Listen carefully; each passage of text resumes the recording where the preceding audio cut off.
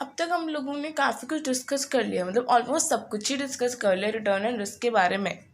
इस वीडियो में आज मैं आप लोगों के लिए क्वेश्चन लेकर आई हूँ जो मेरे को बहुत अपने पार्ट पे अच्छा लगा है एंड ये लास्ट ईयर के पेपर में भी आया हुआ है। इससे हमारा ऑलमोस्ट सब कुछ कवर हो रहा है इस क्वेश्चन में। रिटर्न भी हो रहा है, रिस्क भी हो रही है, कोवेरियंस निकालना भी हो रहा है, और आपको ये भी क्लियर हो जाएगा कि हमें सिलेक्शन किस बेसिस पे करना होता है और क्या रीज़न हमें देना होता है।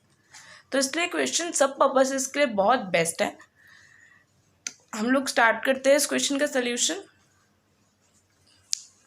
वेट अ सेकंड, क्या तो हमारे पास ये क्वेश्चन क्या कह रहा है, हमें रिटर्न दी हुई है सिक्योरिटी की, एक्स सिक्योरिटी की और वाई सिक्योरिटी की हमें रिटर्न दी हुई है और हमें प्रोबेबिलिटी भी दी हुई है।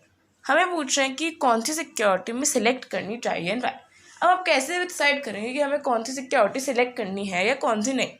आपको कभी भी कोई भी सिलेक्शन का क्वेश्चन आए, ये लास्ट ईयर यूनिवर्सिटी के पेपर में भी आया हुआ है, लास्ट ईयर नहीं तो उससे प्रीवियस वगैरह ईयर में आया हुआ है शायद। तो हमें क्या करना होता है मेनली, हमें उसमें सबसे पहले उसके रिटर्न निकालनी है, उसका स्टैंडर्ड डेविएशन भी निकालना है और उसके साथ ही साथ उसका कोवेरियंस भी निकालना है। कोवेरियंस नहीं, कोएफिशिएंट ऑफ वेरिएशन। हमें कोएफिशिएंट ऑफ वेरिएशन निकालना है, स्टैंडर्ड डेविएशन निकालना है और एक्सपेक्टेड रिटर्न इसकी निकालनी है। तभी हम डिसाइड कर पाएंगे कि हमें कौन सी सिक्योरिटी जो है वो लेनी है या फिर नहीं लेनी है। तो सबसे पहले मैं इसमें इसकी रिटर्न कैलकुलेट कर रही हूँ दोनों सिक्योरिटीज़ की।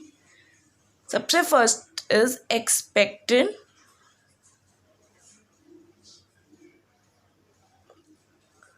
Return of x. Okay, expected return हमें निकालनी है x. Expected return of x क्या है, अब यहाँ पे क्या होता है हमारे पास एक्सपेक्टेड रिटर्न निकालने का formula, it is sigma I ranges from 1 to n P I into x I. Her x की रिटर्न से मल्टीप्लिकेशन कर देंगे उसकी प्रोबेबिलिटी के, उसका सिग्मा इज एक्सपेक्टेड रिटर्न। तो हम देखते हैं हम कैसे निकालेंगे। सबसे पहले हमारी रिटर्न क्या है 10% और प्रोबेबिलिटी कितनी है उसकी 0.4।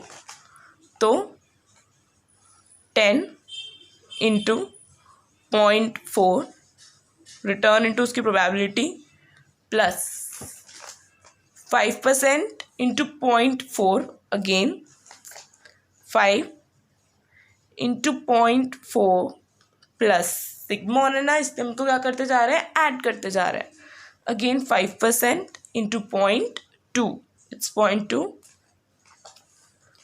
तो 5% इंटू 0.2 और इस सब का हमें समेशन चाहिए। अब 10 इंटू 0.4 कितना होगा हमारे पास, यह आ जाएगा हमारे पास 4% plus 5 into 0.4 will be 2 plus हमने एक चीज़ मिस कर दी यहाँ पे, ये -5 है, ये -5 इंटू 0.2 होगा।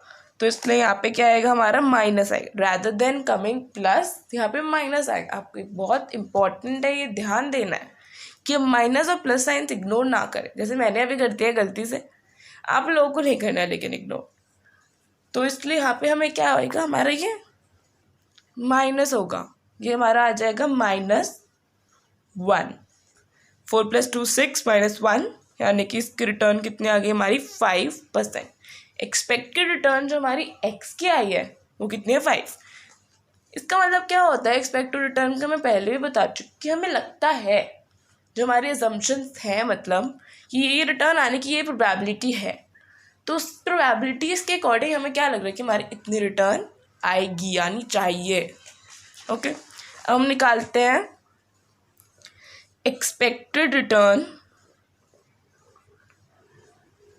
Of Y. हम क्या निकालते हैं, एक्सपेक्टेड रिटर्न ऑफ वाई। वो कैसे आएगी, sigma I range from 1 to n P I into Y I, P I into Y I. जो भी वाई की हमारी रिटर्न्स हैं उससे हम इसकी मल्टीप्लिकेशन करेंगे। प्रोबेबिलिटीज़ क्या है हमारी, सबसे पहले 0.4, प्रोबेबिलिटी है 5% आने की, तो यानी कि 5% आने की कितनी प्रोबेबिलिटी है हमारी 0.4 प्लस 8% आने की प्रोबेबिलिटी है 0.4, 8 इंटू 0.4 प्लस 2% आने की प्रोबेबिलिटी है 0.2, 2 इंटू 0.2, 2 इंटू 0.2, ना 5 इंटू 0.4, 5 इंटू 0.4 आ गया हमारे पास 2%, 8 इंटू 0.4 3.2% प्लस 0.4, इसकी रिटर्न आ गई हमारे पास 5.6%। किसे डिनोट करते हैं हम इसको? एक्सपेक्टेड रिटर्न ऑफ y, और इसको हम डिनोट करेंगे expected return of x। Okay, आपको फॉर्मूला लिखना बहुत ज़रूरी है, हमेशा आपको फॉर्मूला लिखना ही लिखना है, वरना नंबर डिडक्ट हो सकते हैं। ओके, अब हमें क्या चाहिए? इसके बाद रिस्क चाहिए। रिस्क कैसे मेजर होता है हमारा? इसका स्टैंडर्ड डेविएशन से। तो हम निकालेंगे सबसे पहले standard deviation of x। Formula सबसे पहले क्या लिखना है? Formula sigma i ranges from 1 to n pi into xi minus expected return of x का होल स्क्वायर। क्या होता है इसका स्टैंडर्ड डेविएशन? यही तो होता है कि हमारे को सिग्मा चाहिए। किस चीज़ का? हम अपनी प्रोबेबिलिटी को मल्टीप्लाई करेंगे डेविएशंस के स्क्वायर से।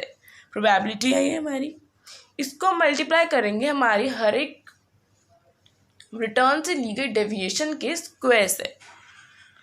ओके, तो अब इसके लिए मैं यहाँ पर ही बना लेती हूँ। एक के लिए तो बन जाएगा, नहीं तो मैं दूसरे के लिए दोबारा दूसरे पेज पे बनाते हैं हम।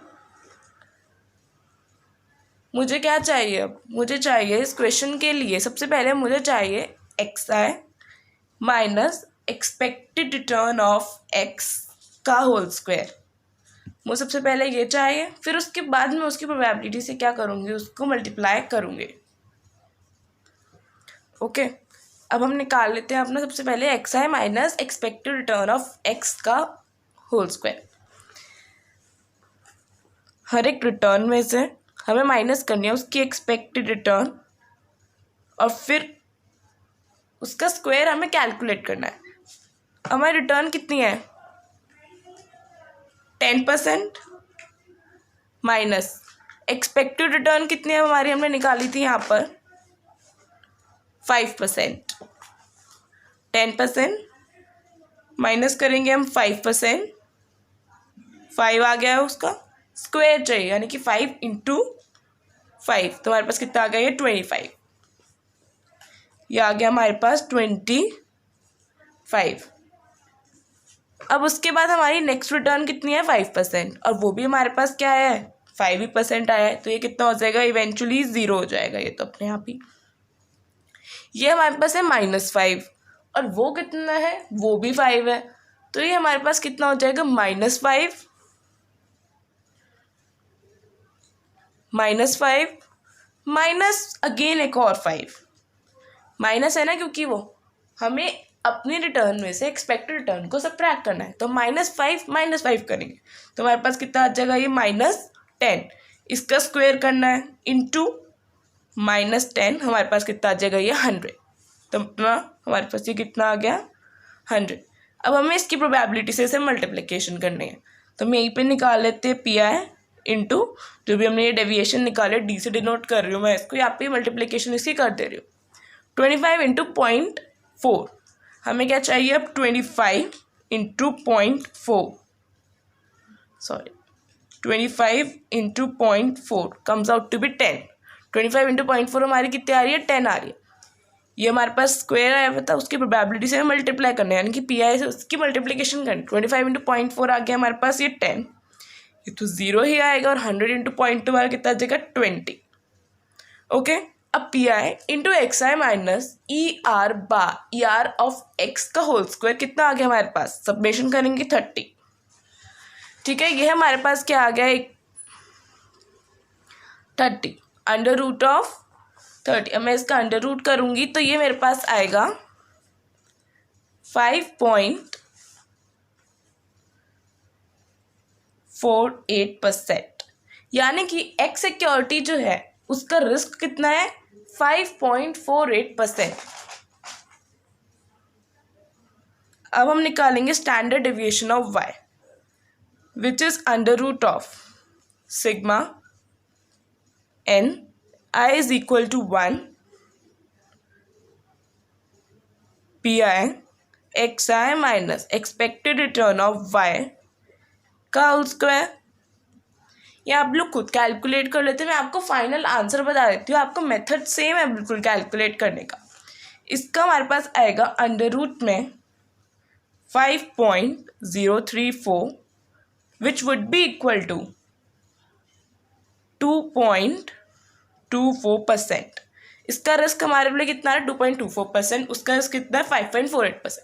अगर हम इसके बेसिस पे देखें तो आप कौन सी सिक्योरिटी में सजेस्ट करोगे?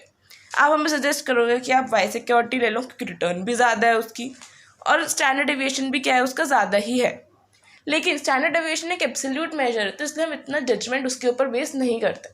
हम क्या करेंगे, हम कोएफिशिएंट ऑफ वेरिएशन भी एक बार को कैलकुलेट कर लेंगे। अब coefficient of variation of x, coefficient of variation का क्या फॉर्मूला होता है?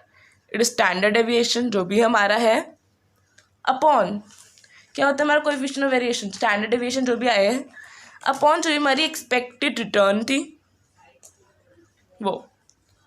ठीक है, अब कोएफिशिएंट ऑफ वेरिएशन के लिए स्टैंडर्ड डेविएशन कितना था हमारा एक्स का 5.48, हमारी एक्सपेक्टेड रिटर्न कितनी थी इसकी 5 इंटू 100 होता है ये इंटू 100।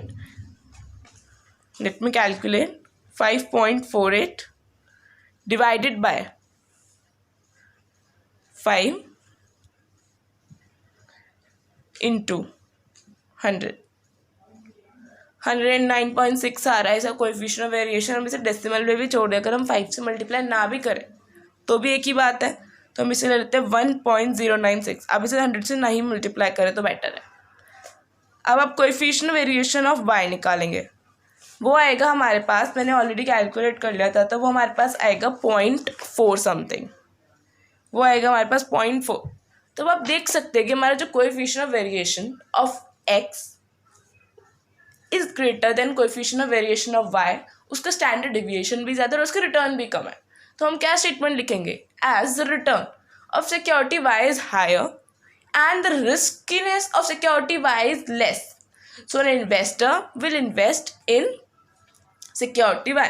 तो इन्वेस्टर क्या करेगा, सिलेक्ट करेगा सिक्योरिटी y को क्योंकि उसकी रिटर्न भी ज़्यादा है और रिस्क भी कम है। तो हाँ, इस बेसिस पे क्या है अपना सिलेक्शन अपना यहाँ पे दिखाएंगे। चाहे नहीं भी कहा हमें यहाँ पे कैलकुलेट करने के लिए CV या फिर रिस्क, सिर्फ हम रिटर्न के बेसिस पे नहीं बताएंगे, हमें तीनों चीज़ें यहाँ पे कैलकुलेट करना बहुत ज़रूरी है। अगर मुझे और कोई अच्छा क्वेश्चन मिलेगा तो मैं आप लोग के साथ 101% शेयर करूँगी नेक्स्ट वीडियो में। But okay.